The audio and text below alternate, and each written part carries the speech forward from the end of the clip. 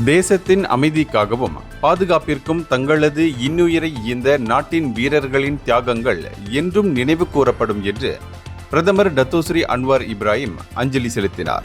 தனது ஃபேஸ்புக் பதிவொன்றில் நாட்டுக்காக உயிர் தியாகம் செய்தவர்களுக்காக பிரார்த்தனை செய்வதாகவும் அவர் குறிப்பிட்டிருந்தார். முன்னதாக வீரர்கள் தினத்தை முன்னிட்டு அன்வாரும் அவரது மனைவி Datuk Seri doctor Wan Azizah Wan இஸ்மாயிலும் மாட்சிமை தங்கிய மாமன்னருடனும் அவரதும் துணைவியாருடனும் தேசிய பள்ளிவாசலில் நடைபெற்ற யாசின் ஓதுதல் பிரார்த்தனை நிகழ்ச்சியில் பாதுகாப்பு படையினருடன் பொதுமக்களுடனும் கலந்து கொண்டனர்.